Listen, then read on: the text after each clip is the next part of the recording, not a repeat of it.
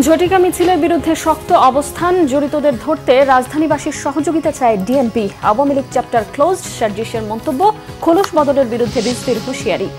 জনপ্রিয়তার শীর্ষে বিএনপি, দ্বিতীয় স্থানে জামাত, সমর্থন কমেছে এনসিপির। জরিপের তথ্য, নৌকা প্রতীক স্থগিত রেখে ১১৫ প্রতীকের গেজেট প্রকাশ ইসি। ফেব্রুয়ারির প্রথমার্ধে নির্বাচন, জানালেন প্রধান উপদেষ্টা। পাচারের টাকা ফেরাতে সহায়তা কামনা, এলডিসি উত্তরণে পাশে থাকবে ডব্লিউটিও। সাংবাদিকদের ওয়েজ বোর্ড শ্রম মন্ত্রণালয়ের অধীনে চান তথ্য উপদেষ্টা।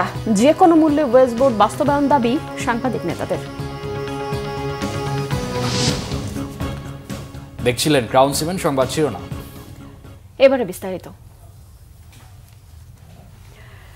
আওয়ামী লীগের বিরুদ্ধে কঠোর অবস্থানে পুলিশ।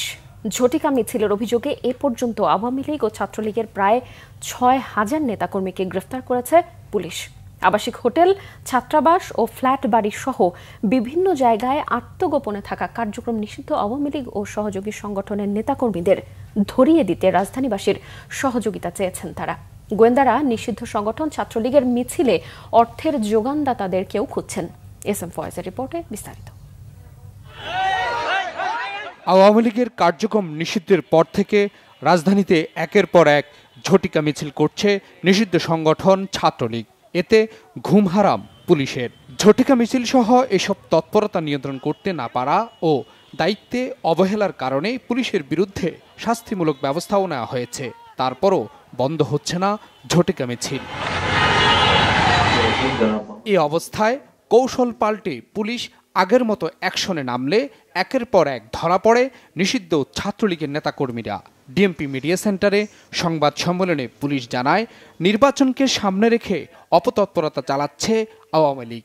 স্থানীয় জনসাধারণের সহায়তায় Bangladesh police, specially DMP police এবং আমাদের গোয়েন্দা পুলিশ এই সকল ঝটিকা মিছিল হতে আজকে এখন পর্যন্ত ২৪৪ জন 244 জনকে গ্রেফতার করা হয়। এই সময় তাদের কাছ থেকে ১৪টি ককটেল এবং ৬০টি ব্যানার উদ্ধার করা হয়। ডিএমপির ধারাবাহিক অভিযানে ইতিপূর্বে এই ধরনের মিছিল থেকে প্রায় ৫ শতাধিক নেতাকর্মীকে গ্রেফতার করা হয়েছে এবং তাদের আইনের আওতায় আনা হয়েছে। কার্যক্রম নিষিদ্ধ সংগঠনের অপতৎপরতা রোধে পুলিশের পাশাপাশি নগরবাসী সহায়তা করে যাচ্ছে। আমরা তাদের এই সহায়তাকে অ্যাপ্রিসিয়েট করি। আজকে তারা আমাদেরকে এবং আমাদেরকে বেশ ভালোভাবে সহায়তা করেছে। ছাত্রলীগ ও কার্যক্রম নিষিদ্ধ আওয়ামী লীগের নেতাকর্মীদের ধরতে দেশবাসীর সহযোগিতা চেয়েছে পুলিশ। অনেক নেতার ফ্ল্যাটও ফাঁকা আছে, তাদের আত্মীয় স্বজনেরও ফ্ল্যাট ফাঁকা আছে। আমাদের কাছে এইরকমও ইনফরমেশন আসতেছে যে এই সমস্ত বাসা বাড়িতেও তাদেরকে আর পয়সা দেওয়া লাগে না, ফ্রি অফ কস্টে থাকতেছে। যারা ছাত্র না বা অছাত্র, যারা অপতৎপরতার সাথে জড়িত, এইটা যদি নগরবাসী আমাদেরকে সহায়তা করে তাহলে পুলিশের কাজটা আমাদের জন্য আরও অনেক সহজ হয়ে যাবে।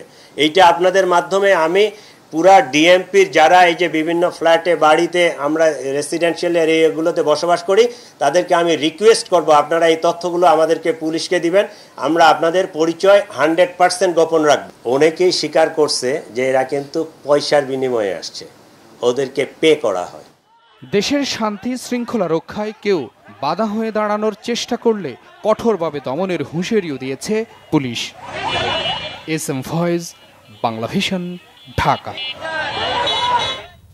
জাতীয় নাগরিক পার্টি এনসিপির উত্তরাঞ্চলীয় মুখ্য সংগঠক সার্জিস আলম বলেছেন, ২৪-এর ৫ অগাস্ট ছাত্র জনতার অভ্যুত্থানের মধ্য দিয়ে বাংলাদেশের রাজনীতিতে আওয়ামী লীগের চ্যাপ্টার ক্লোজড হয়ে গেছে।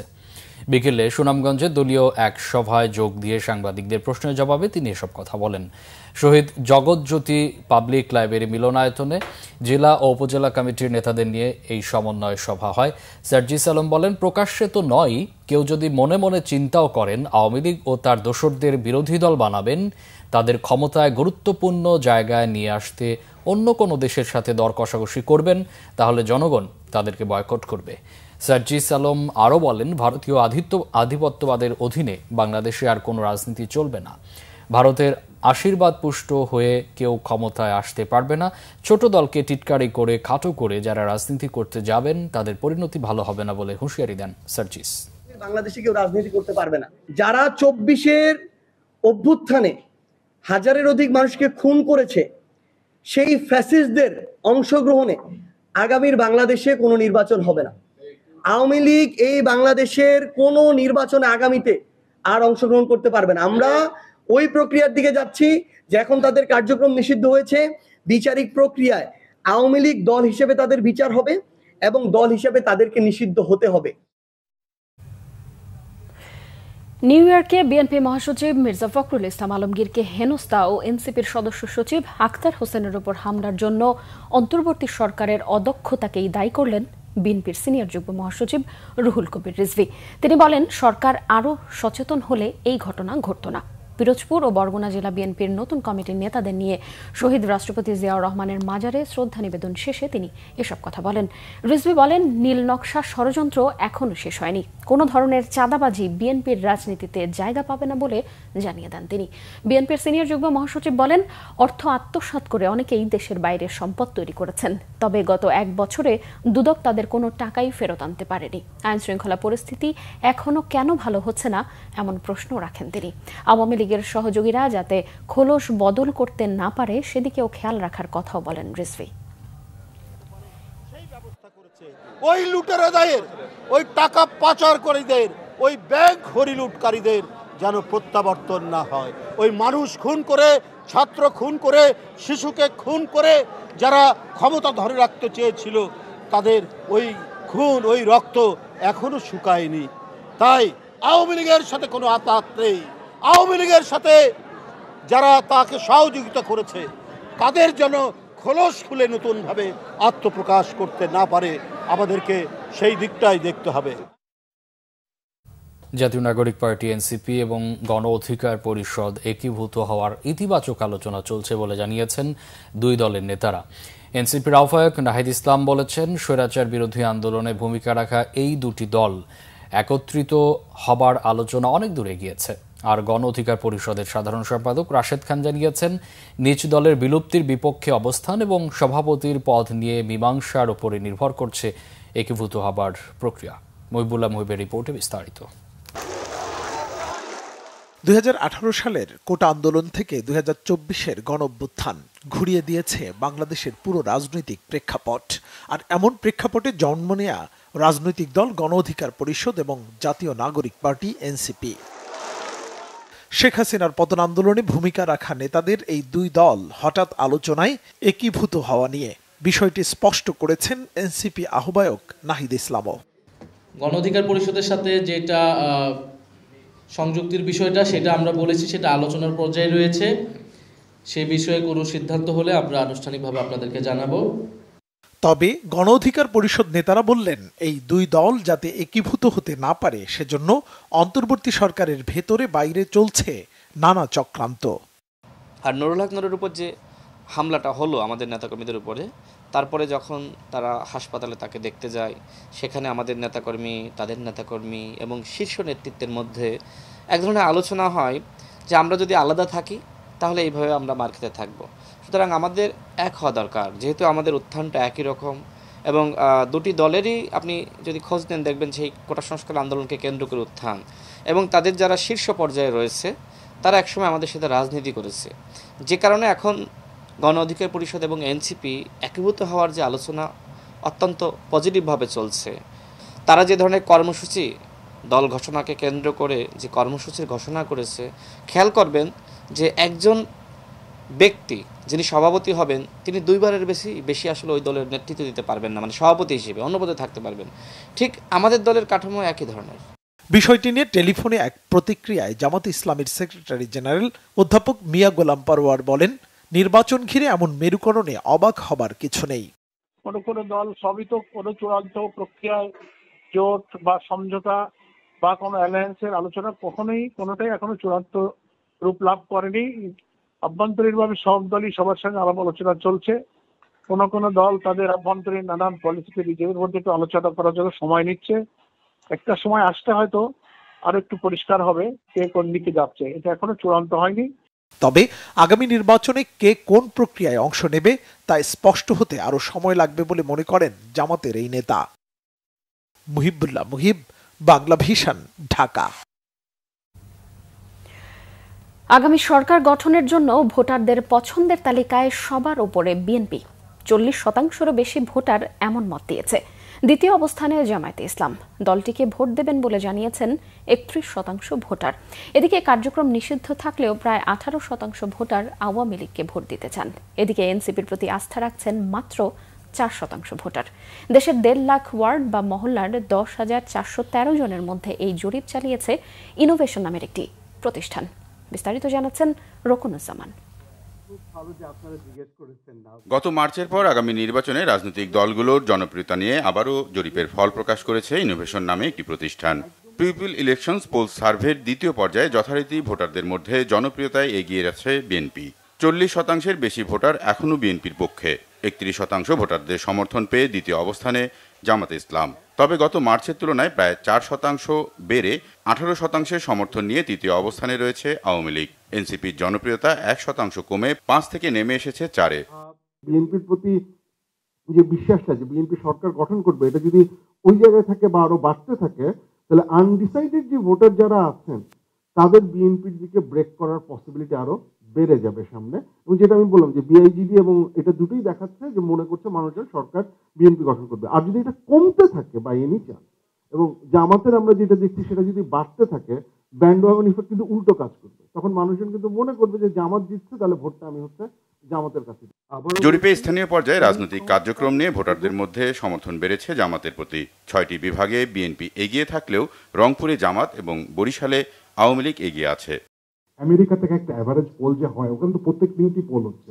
প্রেসিডেন্সিয়াল ইলেকশন পোলে ওদের আমেরিকার জনসংখ্যা হলো 34 কোটি, তাদের পোল স্যাম্পল সাইজ হয় 1000 থেকে 1500-র মতো। র্যান্ডম স্যাম্পলিং মানে কি? র্যান্ডম মানে হলো যে আপনি আগে থেকে কোনো কনসেপ্ট নেননি, আপনি যে চোখ বন্ধ করে স্যাম্পলগুলো নিয়েছেন, নিয়ে সেটা যদি এক জায়গায় জড়ো করেন, সেই জিনিসটা, এটা একটা খুব powerful law of large number বলে, যে যেখান থেকে আপনি অটোমেটিক্যালি সেই আপনার ছোট যেটা স্যাম্পল জোগাড় করলেন, এটা পুরো পপুলেশনটা রিপ্রেজেন্টেটিভ হয়ে যায়।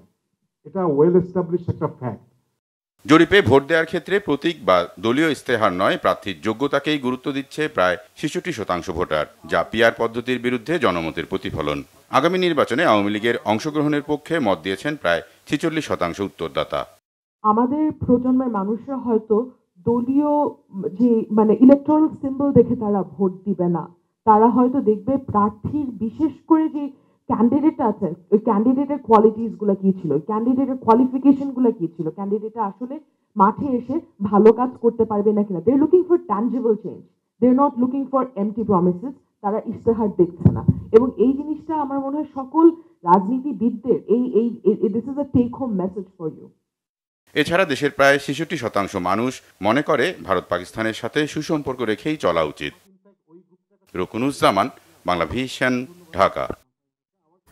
নৌকা প্রতীক স্থগিত রেখে 115টি প্রতীকের তালিকা প্রকাশ করেছে নির্বাচন কমিশন। তবে সেই তালিকায় নেই এনসিপির দাবি করা প্রতীক শাপলা।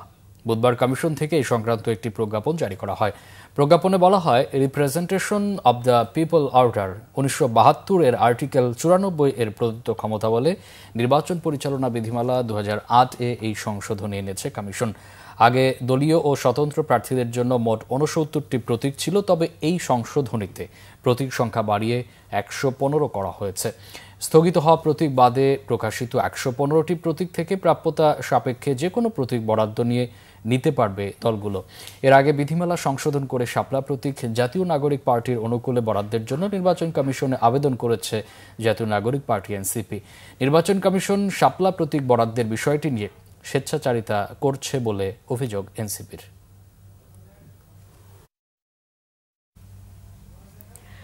নভেম্বরের তৃতীয় সপ্তাহে প্রবাসী বাংলাদেশিদের জন্য পোস্টাল ভোট বিডি অ্যাপের উদ্বোধন করা হবে বলে জানিয়েছেন নির্বাচন কমিশনার আবুল ফজল মোহাম্মদ সানাউল্লাহ। বুধবার নির্বাচন ভবনে আউট অফ কান্ট্রি ভোটিং ওসিভি বিষয়ে লন্ডনে বাংলাদেশের হাইকমিশন ও লন্ডন প্রবাসী বাংলাদেশিদের সাথে অনলাইনে মতবিনিময় সভায় এসব কথা বলেন তিনি।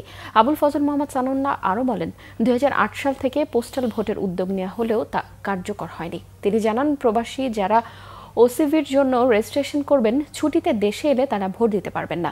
যার এনআইডি আছে তিনিই ভোটার, তবে ভোটার তালিকায় অন্তর্ভুক্ত না হলে কেউই ভোট দিতে পারবেন না। কোনো দলের কার্যক্রম নিষিদ্ধ থাকলেও সমর্থকরা ভোট দিতে পারবেন বলে জানান তিনি। ফেব্রুয়ারির প্রথমার্ধে নির্বাচন। জাতিসংঘ সদর দপ্তরে বিশ্ব নেতাদের সাথে একাধিক উচ্চ পর্যায়ের বৈঠকে বলেছেন প্রধান উপদেষ্টা ডক্টর মোহাম্মদ ইউনূস। দেশের ইতিহাসে সবচেয়ে স্বচ্ছ ও বিশ্বাসযোগ্য নির্বাচনের জন্য সরকারের প্রতিশ্রুতি পুনর্ব্যক্ত করেছেন তিনি। এদিকে আওয়ামী লীগের আমলে পাচার হওয়া অর্থ ফেরত আনতে বিশ্বব্যাংকের সহায়তা চেয়েছেন ডক্টর মোহাম্মদ ইউনূস। ফিনল্যান্ডের প্রেসিডেন্ট আলেকজান্ডার স্টাবারের সাথে দ্বিপাক্ষিক বৈঠকে মিলিত হয়েছেন বাংলাদেশের সরকার প্রধান। আরও জানাচ্ছেন সৈয়দ আব্দুল মুহিত। নিউ ইয়র্কে ব্যস্ত সময় পার করছেন প্রধান উপদেষ্টা ডক্টর মোহাম্মদ ইউনূস। জাতিসংঘ সাধারণ পরিষদের অধিবেশনে যোগ দেওয়ার পাশাপাশি বিভিন্ন দেশের সরকার, রাষ্ট্রপ্রধান ও আন্তর্জাতিক সংস্থার প্রধানদের সাথে বৈঠক করেন তিনি। মঙ্গলবার নিউ ইয়র্কে প্রধান উপদেষ্টার সাথে বৈঠক করেন বিশ্ব ব্যাংকের প্রেসিডেন্ট অজয় বাঙ্গার। এ সময় প্রধান উপদেষ্টা পাচার হওয়া অর্থ ফেরত আনতে সহায়তা চাইলে বিশ্ব ব্যাংকের প্রেসিডেন্ট এ ব্যাপারে আশ্বাস দেন। ডক্টর ইউনূস বলেন, শেখ হাসিনার শাসন আমলে $234 বিলিয়ন পাচার হয়েছে। সেই অর্থ ফেরানো অন্তর্বর্তী সরকারের বড় অগ্রাধিকার। এর আগে প্রধান উপদেষ্টার সাথে বৈঠক করেন বিশ্ব বাণিজ্য সংস্থার মহাপরিচালক ডক্টর এনগোজি ওকানজো ইওএল। এ সময় বাংলাদেশের রপ্তানি সুবিধা, তৈরি পোশাক খাতের বাজার সম্প্রসারণ, উন্নয়নশীল দেশগুলোর বাণিজ্য বৈষম্য কমানো সহ বিভিন্ন বিষয়ে আলোচনা হয়। বাংলাদেশের এলডিসি থেকে উত্তরণে বিশ্ব বাণিজ্য সংস্থার সহায়তা চেয়েছেন প্রধান উপদেষ্টা। এদিকে নেদারল্যান্ডসের রানী দ্বিতীয় ম্যাক্সিমার সাথেও প্রধান উপদেষ্টার বৈঠক হয়েছে। শিক্ষা, স্বাস্থ্য, অবকাঠামো, সবুজ জ্বালানির ক্ষেত্রে সহযোগিতা চেয়েছেন ডক্টর মোহাম্মদ ইউনূস। বৈঠক করেছেন অস্ট্রেলিয়ার প্রধানমন্ত্রীর সঙ্গেও। শুক্রবার সাধারণ পরিষদের অধিবেশনে প্রধান উপদেষ্টার ভাষণে নির্বাচনের প্রস্তুতির বিষয়টি থাকবে বলে জানিয়েছেন প্রেস সচিব Shafiqul Alam. Australian prime minister Anthony অ্যালবেনিজের সাথে বেশ কিছু সময় কথাবার্তা হয়। ওনারা এই পুরো মিটিংগুলোতে আমাদের আর তাদের মধ্যে যে মিউচুয়াল যেই ইস্যুগুলো আছে সেগুলো ছাড়াও ইলেকশনের বিষয় আসে, রিফর্ম আসে, এবং বিশেষ করে অ্যান্থনি অ্যালবেনিজের সাথে বাংলাদেশি যে কমিউনিটি অস্ট্রেলিয়ায় আছে তাদের বিষয়েও আলাপ হয়। আর অজয় বাঙ্গার সাথে বাংলাদেশের ইলেকশন নিয়ে কথাবার্তা হয়। উনি আবারও জানিয়েছেন ফেব্রুয়ারির প্রথমার্ধে ইলেকশন, এই ইলেকশনের জন্য কি কি আমরা মেজার নিচ্ছি সেগুলো কথা হয়েছে। এছাড়াও প্রধান উপদেষ্টার সাথে সাক্ষাৎ করেছেন প্যারিসের mayor Anne Hidalgo. Syed Abdul Muhit, Bangla Vision, Dhaka. স্বরাষ্ট্র উপদেষ্টা মোহাম্মদ জাহাঙ্গীর আলম চৌধুরী বলেছেন, জনগণ নির্বাচনমুখী হলে এবং রাজনৈতিক দলগুলোর মধ্যে ঐক্য থাকলে কেউ নির্বাচন ঠেকাতে পারবে না। দুর্গাপূজাকে ঘিরে পার্শ্ববর্তী দেশ উস্কানিমূলক ও মিথ্যে সংবাদ ছড়াতে পারে বলেও আশঙ্কা প্রকাশ করেন স্বরাষ্ট্র উপদেষ্টা। এ বিষয়ে সবাইকে সতর্ক থাকারও আহ্বান জানান তিনি। দুপুরে চট্টগ্রাম সার্কিট হাউসে চট্টগ্রাম বিভাগের সকল জেলা প্রশাসক, আইন শৃঙ্খলা বাহিনী ও বিভিন্ন সংস্থার কর্মকর্তাদের সাথে মতবিনিময় সভায় তিনি এসব কথা বলেন। স্বরাষ্ট্র উপদেষ্টা বলেন, এবারের নির্বাচনে পুলিশের পাশাপাশি সেনাবাহিনীর প্রায় 1 লাখ সদস্য মোতায়েন থাকবে। দেশের বিভিন্ন জায়গা থেকে লুট হওয়া ও অবৈধ অস্ত্র উদ্ধার হচ্ছে উল্লেখ করে তিনি বলেন, যেসব অস্ত্র এখনও পাওয়া যায়নি সেসবও নির্বাচনের আগেই উদ্ধার করা হবে। জুলাই আন্দোলনে ক্ষমতাচ্যুত প্রধানমন্ত্রী শেখ হাসিনা মরণাস্ত্র ব্যবহার করে সরাসরি গুলির নির্দেশ দেন। ড্রোন ব্যবহার করে আন্দোলনকারীদের অবস্থান নিশ্চিত করে হেলিকপ্টার থেকে বোমা বর্ষণের নির্দেশও দেন বলে ট্রাইব্যুনালে দেয়া সাক্ষ্যে জানান মামলার বিশেষ তদন্ত কর্মকর্তা। তিনি বলেন, আন্দোলনকারীদের রাজাকার হিসেবে চিহ্নিত করে তাদের ফাঁসি দেওয়ার কথাও বলেন শেখ হাসিনা। বিস্তারিত নাবিল জাহাঙ্গীরের রিপোর্টে। ছবি দিচ্ছি, হেলিকপ্টার মানে কয়েক জায়গায় তাহলে কিছু ছবি দেখে পাঠাও করা যায় না রাতের মধ্যে? সবগুলিকে অ্যারেস্ট করতে বলছি রাত্রে। ফজলে নূর তাপসীর সাথে আলাপে আন্দোলনরত ছাত্রদের বিরুদ্ধে মারণাস্ত্র ব্যবহারের কথা স্বীকার করেছিলেন পতিত আওয়ামী লীগ সরকারের প্রধানমন্ত্রী শেখ হাসিনা। আমার নির্দেশনা দেওয়া আছে, তা ওপেন নির্দেশনা দিয়ে দিচ্ছে। এখন লেথাল ওয়েপন ব্যবহার করবে, যেখানে পাবে সেটা গুলি করবে। শেখ হাসিনা সহ 3 জনের বিরুদ্ধে মানবতাবিরোধী অপরাধের মামলায় বুধবার আন্তর্জাতিক অপরাধ ট্রাইব্যুনাল 1-এ দেয়া সাক্ষ্যে এসব তথ্য তুলে ধরেন ট্রাইব্যুনালের বিশেষ তদন্ত কর্মকর্তা ও ফরেনসিক বিশেষজ্ঞ তানভীর হাসান জোহা। যিনি তাকে নির্বাচিত দাবি করেন তিনি জনগণের বিরুদ্ধে ছত্রী সেনা এবং হেলিকপ্টার ব্যবহার করে গুলি করার নির্দেশ দিচ্ছেন, বোম্বিং করার নির্দেশ দিচ্ছেন। এর চেয়ে দুঃখজনক আর কিছু হতে পারে না। এইখানে আরও একটা বিষয় আছে, ইন্টারনেট সেবা উনি বন্ধ করে দিয়েছেন। জোহা বলেন, শেখ হাসিনার ৬৯টি ফোনালাপ জব্দ করে বিশ্লেষণ করেন তিনি। এর মধ্যে ফজলে নূর তাপস, মাকসুদ কামাল ও হাসানুল হক ইনুর সাথে হওয়া আলাপে এসব অপরাধের বিষয়ে প্রমাণ পাওয়া যায়। এইখানে আমাদের মামলার বিচার হচ্ছে শেখ হাসিনা, আসাদুজ্জামান খান কামাল এবং চৌধুরী আব্দুল আল মামুনের। মাকসুদ কামালের বিরুদ্ধে আমার যতটুকু জানা তদন্ত চলছে, কিন্তু তদন্তের অগ্রগতি সম্পর্কে আমার কোনো স্পষ্ট ধারণা নেই। এদিন এজলাসে উপস্থিত ছিলেন মামলার আসামি থেকে রাজসাক্ষী হওয়া সাবেক আইজিপি চৌধুরী আব্দুল আল মামুন। এই মামলায় ৫৩ জনের সাক্ষ্য গ্রহণ শেষ হয়েছে। নাবিল জাহাঙ্গীর, বাংলা ভিশন, ঢাকা। এদিকে দুর্নীতি দমন কমিশনের চেয়ারম্যান মোহাম্মদ আব্দুল মোমেন জানিয়েছেন, শেখ হাসিনা ও তার পরিবারের বিরুদ্ধে দুদকে ৬টি মামলা চলমান রয়েছে। এর মধ্যে সাক্ষ্য গ্রহণ শেষে নভেম্বরের মধ্যেই কয়েকটি মামলার রায় হতে পারে। বুধবার দুদক কার্যালয়ে সাংবাদিকদের এক প্রশ্নের জবাবে এই তথ্য জানান তিনি। আব্দুল মোমেন বলেন, টিউলিপ সিদ্দিকের দুর্নীতির তদন্তের বিরুদ্ধে যে স্থগিতাদেশ আছে তা বাতিলে উচ্চ আদালতে আইনি পদক্ষেপ নেবে দুদক। এছাড়াও অভ্যন্তরীণ দুর্নীতি বন্ধে পদক্ষেপ নেওয়ার কথাও জানান তিনি। এদিকে এদিন ট্রান্সপারেন্সি ইন্টারন্যাশনাল বাংলাদেশের সাথে পঞ্চমবারের মতো সমঝোতা স্মারক সই করেছে দুদক। সাবেক প্রধানমন্ত্রী এবং তার পরিবারবর্গ নিয়ে যে মামলা, সেই মামলার আমাদের ৬টা মামলা চলমান অবস্থায় আছে এবং আমরা আশা করছি সাক্ষ্য গ্রহণ শেষে অক্টোবর শেষ দিকে কিংবা নভেম্বরের প্রথম দিকে আদালত যেটাই বিবেচনার যোগ্য মনে করেন সেরকম রায় এসে যাবে বলে আমাদের প্রত্যাশা। দুদক সংস্কার কমিশনের যে সুপারিশগুলো আছে তার মধ্যে ২-১টি ছাড়া বাকি সবগুলো সকল রাজনৈতিক দল ঐক্যমত্য পোষণ করেছে, মেনে নিয়েছে, অর্থাৎ সেগুলো বাস্তবায়নের জন্য প্রস্তুত। তবে সেটি কি প্রক্রিয়া হবে সেটা নিয়ে আবার কোনো রাজনৈতিক দল, বিশেষ করে বড় দলগুলো যাদের মধ্যে অনেকেই নিজেদেরকে ক্ষমতায় যাবেন বলে ভাবছেন বা ক্ষমতায় চলে গেছেন এরকম মনোভাবাপন্ন, তারা কিছু ক্ষেত্রে নোট অফ ডিসেন্ট দিয়েছেন। তো সেই বিষয়গুলো এখন আপনারা জানেন যে আমাদের যারা এক্সপার্টস আছেন তাদের সাথে আমরা আলোচনা করছি ঐক্যমত্য কমিশনের পক্ষ থেকে। একটা জায়গায় আমরা আশা করছি পৌঁছানো। সাংবাদিকদের ওয়েজ বোর্ড শ্রম কল্যাণের অধীনেই চান তথ্য উপদেষ্টা। বললেন, মালিকপক্ষের সদিচ্ছার অভাবেই ওয়েজ বোর্ড এতদিন বাস্তবায়ন হয়নি। এদিকে যে কোনো মূল্যে ওয়েজ বোর্ডের বাস্তবায়ন দাবি সাংবাদিক নেতাদের। বিকেলে তথ্য ভবনে এক আলোচনায় এসব তথ্য উঠে আসে। সাংবাদিকদের নবম ওয়েজ বোর্ড আর সুরক্ষা অধিকার আইন নিয়ে আলোচনা। দীর্ঘদিনের এই দাবির বাস্তবায়ন নিয়ে নিজ আগ্রহের কথা জানালেন তথ্য উপদেষ্টাও। জানান, যে কদিন সময় আছে এর মধ্যেই বিষয় দুটি সমাধান করে যেতে চান। এটা সার্টেন ছিল যে আমরা চাইছিলাম করতে, বাট এটা আপনাদের সদস্যের উপর নির্ভর করতেছে, মালিক পক্ষ এবং সাংবাদিক পক্ষ। আলোচনায় সাংবাদিক নেতা, তথ্য মন্ত্রণালয় ও শ্রম মন্ত্রণালয়ের প্রতিনিধিরা অংশ নিলেও ছিলেন না মালিক পক্ষের কোনো প্রতিনিধি।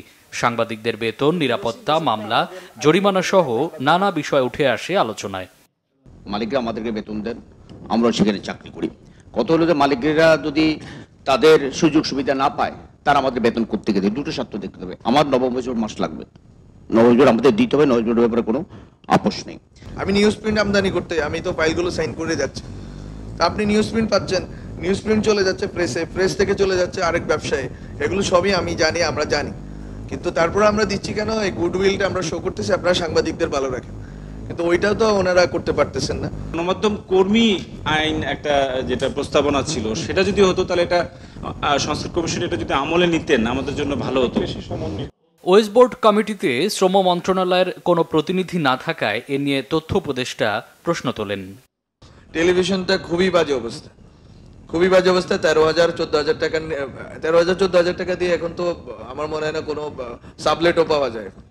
সো পয়েন্টটা আমি বারবার বলে যাচ্ছি, মালিকরা অবশ্যই শুনেন, তাদের সব মিডিয়া হাউস আছে, সবাই শুনেন, কিন্তু আমি দেখতেছি না আর কি যে সদিচ্ছা থাকলে এই সময়টায় কিন্তু আমরা ওপেন ছিলাম যে আমরা আপনাদের যত এমিনিটিস দরকার, যত সুবিধা দরকার আপনারা নেন, কিন্তু সাংবাদিকদের ভালো রাখেন। এক পর্যায়ে প্রশ্ন ওঠে, ওয়েজ বোর্ড করবে কারা? সাংবাদিকরা আদৌ শ্রমিক কিনা কথা হয় তা নিয়েও। শ্রমিকদের মিনিমাম ওয়েজ থাকতে হবে, সেটা পৃথিবীর সব দেশে আছে। এখন সাংবাদিকতার মতো একটা মহৎ পেশাকে যদি আমরা শ্রমিক বানিয়ে ফেলি এবং তাদেরকে ওই ফেলি, তাহলে তো অন্যরকম কেমন একটা হয়ে যাচ্ছে স্যার। জি না সাংবাদিকরাই তো আমরা স্বীকার করে নিচ্ছি যে আমরা শ্রমিক, তাহলে আপনি আমাকে ন্যূনতম মজুরি দিবেন। আর যদি আমরা শ্রমিক না হই, আমরা অন্য একটা উচ্চতর জায়গা পাই, সেই দাবি আমার কার কাছে থাকবে? মালিক পক্ষের কাছে থাকবে। মালিক পক্ষ যদি সেই জায়গায় এখানে সস্তা শ্রমের গার্মেন্টস পদ্ধতি প্রয়োগ করে, এটা খুবই লজ্জাজনক। এটা হচ্ছে এখানে ওয়েজ বোর্ড বাস্তবায়নের সংকটটা কোথায়? আপনারা কেন এটা মনে করছেন যে এটা পারা যাবে না? আমরা যদি ইতিহাস দেখি, নোয়াব এবং সাংবাদিকদের যেই ওয়েজ বোর্ড, এটা সবসময় সাংঘর্ষিক হয়েছে, এটা সুখকর না ইতিহাসটা। শেখ হাসিনার সরকার তখনকার সংবাদপত্র মালিকদেরকে তুষ্ট করার জন্য এই মন্ত্রিসভা কমিটি করে দিয়ে এই সংকটটা তৈরি করেছে। আমরা সেই সংকটের গোড়ায় না গেলে কিন্তু এটার সমাধান কিন্তু হবে না। মাস্টার কমিশনের জন্য যখন আমাদের সাথে বৈঠক হয়, তখন ওই বৈঠকেই কিন্তু আমরা প্রথম প্রতিবাদ করছিলাম যে ওয়েজ বোর্ড কেন থাকবে না, আমাদের ওয়েজ বোর্ড লাগবে, এটা হলো সর্বশেষ চূড়ান্ত কথা। এটা কিভাবে ম্যানেজ করা যায় এটা আপনি বিবেচনা রাখবেন। পরিকল্পনা, প্রস্তাবনা, পক্ষে বিপক্ষে যুক্তি ও যুক্তি খণ্ডনের জন্য তথ্য উপদেষ্টা 10 দিন সময় বেঁধে দেন। 10 দিনের ভিতরে দেন। মামুন আব্দুল্লাহ, বাংলা ভিশন, ঢাকা। সিলেট নগরীর রাস্তাঘাটে শৃঙ্খলা ফেরাতে ও নিরাপদ সড়ক নিশ্চিত করতে অবৈধ টমটম ও ব্যাটারি চালিত অটোরিকশার বিরুদ্ধে কঠোর অভিযান শুরু করেছে আইনশৃঙ্খলা বাহিনী। গত 3 দিন ধরে চলমান এই অভিযানের অংশ হিসেবে সকাল থেকেই নগরীর বিভিন্ন এলাকায় গিয়ে অটোরিকশার চার্জিং পয়েন্টগুলোর বিদ্যুৎ সংযোগ বিচ্ছিন্ন করা হয় এবং মিটার খুলে নেওয়া হয়। অভিযানে সিলেট মহানগর পুলিশ ও র্যাবের কর্মকর্তারা উপস্থিত ছিলেন। অভিযানের সময় নগরীর বিভিন্ন এলাকায় অবস্থান নিয়ে এসব যানবাহন শনাক্ত করে সংযোগ বিচ্ছিন্ন করে দেওয়া হয়। এতে পরিবহন চালক ও যাত্রী উভয়ই বিপাকে পড়লেও নগরীর সড়কের চলাচল কিছুটা স্বাভাবিক হয়। অভিযানে অংশ নেওয়া কর্মকর্তারা জানিয়েছেন, ধাপে ধাপে পুরো নগরী জুড়েই এই অভিযান পরিচালিত হবে। যারা নিয়ম ভেঙে অবৈধভাবে যানবাহন চালাচ্ছেন তাদের বিরুদ্ধেও আইনানুগ ব্যবস্থা নেওয়া হবে। কক্সবাজার সমুদ্র সৈকতের বালিয়াড়িতে রাতের আধারে বসে গেল কয়েকশো দোকান। সৈকতের কলাতলি, সুগন্ধা পয়েন্টে এভাবে বালিয়াড়ি জুড়ে দোকান স্থাপনের পর জানাজানি হলে টুরিস্ট পুলিশ উচ্ছেদে গিয়ে দখলদারদের বাধার মুখে পড়ে। অভিযোগ উঠেছে, সৈকতের সৌন্দর্য হানি করে ব্যবসার কার্ড দিয়ে লাখ লাখ টাকা নিয়েছেন বদলি হওয়া জেলা প্রশাসক সালাউদ্দিন। মুর্শিদুর রহমান খোকনের তথ্য ও ভিডিওতে দেখুন রিপোর্ট। কক্সবাজার সমুদ্র সৈকতের সুগন্ধা পয়েন্টে নামলেই চোখে পড়বে বালিয়াড়ি জুড়ে সারি সারি একই ধরনের দোকান। শুধু সুগন্ধা নয়, কলাতলি পয়েন্টেও নির্মাণ করা হয়েছে এমন আরও অর্ধশত দোকান। স্থানীয়রা জানায়, রাতের আধারে বালিয়াড়ি দখল করে এসব অস্থায়ী দোকান নির্মাণ করা হয়েছে। এতে নেতৃত্ব দিচ্ছে জাকির, শুক্কুর, সেলিম নামের 5-6 জনের একটি চক্র। দোকান বসানো ব্যক্তিরা নিজেদের বিদায়ী জেলা প্রশাসক সালাউদ্দিনের সময়ের কার্ড নেওয়া ঝিনুক ব্যবসায়ী পরিচয় দিচ্ছেন। আমরা বীজ নিয়ে আইডিয়া, আমরা বীজ নিয়ে ব্যবসা করব। আমাদের বীজ নিয়ে সবকিছু, আমাদের ছোটবেলা থেকে আইডিয়া হচ্ছে পর্যটক নিয়ে। 64 জেলার মানুষের সাথে কথা বলে আমাদের এক্সপিরিয়েন্স আছে, সেজন্য আমরা এই ব্যবসাগুলো করতেছি। আর আমরা যদি ডিসি অফিস থেকে যদি পারমিশন না দিলে আমরা কখনো এখানে বসতাম না। নতুন করে আমাদের এই কার্ডগুলো দেওয়া হলো কেন, এটা আমার হচ্ছে জেলা প্রশাসনের কাছে প্রশ্ন। আর এখানে কোনো আমরা আনপারমিট নিয়ে কোনো দোকান বসাচ্ছি না, আমরা সরকারের অনুমোদন নিয়ে সবকিছু ঠিক রেখে এই কাজগুলো করতেছি। কক্সবাজার সৈকত প্রতিবেশ সংকটাপন্ন এলাকা হওয়ায় স্থাপনা নির্মাণ বা বসানোর বিষয়ে উচ্চ আদালতের নিষেধাজ্ঞা থাকায় অনুমতির বিষয়টি গোপন রাখা হয়েছে বলে জানায় স্থানীয়রা। প্রশাসনের বর্তমান ডিসি মহোদয় বদলি হওয়ার সুযোগে সক্রিয় মহল এখানে রয়েছেন, ছাত্র প্রতিনিধি এবং সাংবাদিক, রাজনৈতিক নেতারা এখানে রাতের আঁধারে 150 থেকে 200 দোকান দখল করে ফেলছে। এগুলো দখল নিয়ে মানুষের একটা আতঙ্ক রয়েছে। আমরা এই বালিয়াড়ি দখল মুক্ত চাই এবং জেলা প্রশাসন, বিচ ম্যানেজমেন্ট কমিটি তারা যদি কার্ড দিয়ে থাকে সেক্ষেত্রে তারা যাচাই বাছাই করে সেই কার্ডগুলো দিবে এবং একটা সুষ্ঠু সুন্দর পরিবেশে পর্যটকদের নিরাপত্তা যে দেখি বেশি ভালো হয় সেভাবে তারা ব্যবস্থা গ্রহণ করবে। এই বিষয়ে প্রয়োজনীয় ব্যবস্থা নিচ্ছে বলে জানিয়েছেন প্রশাসনের কর্মকর্তারা। এখানে জেলা প্রশাসক মহোদয়ের যে কর্তৃপক্ষ যে বলেছেন বালিয়াড়িতে, এটা আমি বিশ্বাস করি না। I don't believe that. যারা বসিয়েছেন তাদের নিজেদের স্বেচ্ছাচারিতায় এবং নিজেদের উদ্যোগে এটা করেছেন। যে কোনো উদ্ভূত পরিস্থিতিতে চাইলে জেলা প্রশাসন এগুলো হচ্ছে যে বাতিল করতে পারে কার্ডগুলো। তাদেরকে আমরা ইনস্ট্রাকশনগুলো পৌঁছে দিয়েছি এবং আশা করি তারা এখানে থাকবে না, বালিয়াড়ি দখল করে কেউ ব্যবসা করবে না। পরিবেশ ও সৈকতের সৌন্দর্য রক্ষায় বালিয়াড়ির সব অবৈধ স্থাপনা উচ্ছেদের দাবি সচেতন মহলের। Bangla vision news desk. এবার আরো কিছু খবর নিয়ে দেখুন ডেস্ক রিপোর্ট। বাংলাদেশে প্রতিরোধযোগ্য অন্ধত্ব দূরীকরণের লক্ষ্যে অরবিস ইন্টারন্যাশনাল ও পল্লী কর্মসংস্থান ফাউন্ডেশনের অংশীদারিত্বে শুরু হয়েছে comprehensive cataract services in Bangladesh শীর্ষক স্থানীয় অপারেশন কার্যক্রম। সকালে রাজধানীর আগারগাঁওয়ে পিকেএসএফ ভবনের মিলনায়তনে এ প্রকল্পের উদ্বোধন করা হয়। প্রধান অতিথি ছিলেন স্বাস্থ্য ও পরিবার কল্যাণ মন্ত্রণালয়ের স্বাস্থ্যসেবা বিভাগের সচিব মোহাম্মদ সাইদুর রহমান। সভাপতিত্ব করেন পিকেএসএফ এর চেয়ারম্যান জাকির আহমেদ খান। ফরিদপুরের অন্যতম বাণিজ্যিক কেন্দ্রে বাখুন্ডা বাজারে ৩১ দফা লিফলেট বিতরণ ও আলোচনা সভা করেছে বিএনপি। এতে প্রধান অতিথির বক্তব্যে যুবদলের কেন্দ্রীয় কমিটির সাবেক সহসভাপতি মাহবুবুল হাসান ভূঁইয়া পিঙ্কু বলেন, একাধিক উগ্রবাদী শক্তি রাজনৈতিক পরিচয়ে আগামী নির্বাচনকে বানচাল করতে চায়। উগ্রবাদী ও শক্তি যদি কখনো দেশের ক্ষমতায় যায় তাহলে তারা বাংলাদেশের রাষ্ট্র কাঠামো ধ্বংস করে দিবে। তেজগাঁও ২৫ নম্বর ওয়ার্ড বিএনপির পরিবারের পক্ষ থেকে মশক নিধন কর্মসূচি পালন করা হয়েছে। এতে উপস্থিত ছিলেন ঢাকা মহানগর উত্তর বিএনপির সাবেক আহ্বায়ক সাইফুল আলম নীরব। সভাপতিত্ব করেন ২৫ নম্বর ওয়ার্ড বিএনপির সভাপতি দেওয়ান কুতুবুদ্দিন স্বপন। এছাড়াও উপস্থিত ছিলেন দলটির বিভিন্ন অঙ্গ সহযোগী সংগঠনের নেতাকর্মীরা। বিএনপির ৪৭তম প্রতিষ্ঠা বার্ষিকী উপলক্ষে মাসব্যাপী জলাশয় পরিষ্কার কর্মসূচির অংশ হিসেবে রাজধানীর উত্তরা ১২ নম্বর সেক্টর খাল পাড়ে মানববন্ধন হয়েছে। এতে প্রধান অতিথি ছিলেন ঢাকা মহানগর উত্তর বিএনপির যুগ্ম আহ্বায়ক মোহাম্মদ আফজাল উদ্দিন। অবৈধ স্থাপনা উচ্ছেদ করে লেক পুনর্খনন, সবুজায়ন ও সৌন্দর্য বর্ধনের উদ্যোগ নেয়ার আহ্বান জানান বক্তারা। ঢাকা দক্ষিণ সিটি কর্পোরেশনের বিরুদ্ধে বৈধ প্লট ও বাড়ি মালিকদের হয়রানির অভিযোগে মানববন্ধন ও প্রতিবাদ সভা করেছে দক্ষিণ বনশ্রী প্লট মালিক কল্যাণ সমিতি। দক্ষিণ বনশ্রী মেন রোডে বক্তারা বলেন, রাজুক অনুমোদিত হাউজিং মাস্টার প্ল্যান এবং বাড়ি অবৈধ হতে পারে না। ফ্যাসিস্ট সরকার চলে গেলেও তার সুবিধাভোগীরা এখনো বৈধ প্লট মালিকদের হয়রানি করছে। টাইফয়েড টিকাদান বিষয়ক পরামর্শমূলক কর্মশালা হয়েছে সাতক্ষীরায় জেলা তথ্য অফিসের আয়োজনে সিভিল সার্জন কার্যালয়ের হলরুমে। এতে প্রধান অতিথি হিসেবে বক্তব্য রাখেন সাতক্ষীরা পুলিশ সুপার মোহাম্মদ মনিরুল ইসলাম। উপস্থিত ছিলেন জেলা তথ্য অফিসার জাহারুল ইসলাম এবং civil surgeon doctor Mohammad Abdul Salam. Bangla vision news desk. আমরা সংবাদ শেষ করব। শিরোনামগুলো আরো একবার জানিয়ে ঝটিকা মিছিলের বিরুদ্ধে শক্ত অবস্থান, জড়িতদের ধরতে রাজধানীবাসীর সহযোগিতা চায় DMP. Awami League chapter closed, সার্জিসের মন্তব্য, খোলস বদলের বিরুদ্ধে বিজেপির হুঁশিয়ারি। জনপ্রিয়তার শীর্ষে বিএনপি, দ্বিতীয় স্থানে জামাত। সমর্থন কমেছে এনসিপির, জরিপের তথ্য। নৌকা প্রতীক স্থগিত রেখে ১১৫ প্রতীকের গেজেট প্রকাশ ইসি। ফেব্রুয়ারির প্রথমার্ধে নির্বাচন, জানালেন প্রধান উপদেষ্টা। পাচারের টাকা ফেরাতে সহায়তা কামনা। এলডিসি উত্তরণে পাশে থাকবে ডব্লিউটিও। সাংবাদিকদের ওয়েজ বোর্ড শ্রম মন্ত্রণালয়ের অধীনে চান তথ্য উপদেষ্টা। যে কোনো মূল্যে ওয়েজ বোর্ড বাস্তবায়ন দাবি সাংবাদিক নেতাদের। দর্শক, এই ছিল এখনকার মতো। পরের সংবাদ রাত ১টায় দেখার আমন্ত্রণ রইল। এছাড়া বাংলা ভিশন সংবাদ ও সংবাদ সংশ্লিষ্ট অনুষ্ঠান দেখতে ভিজিট করুন www.bvnews24.com ও facebook.com/banglavisionnews এবং সাবস্ক্রাইব করুন youtube.com/banglavisionnews। এতক্ষণ সাথে থাকায় অসংখ্য ধন্যবাদ। শুভরাত্রি।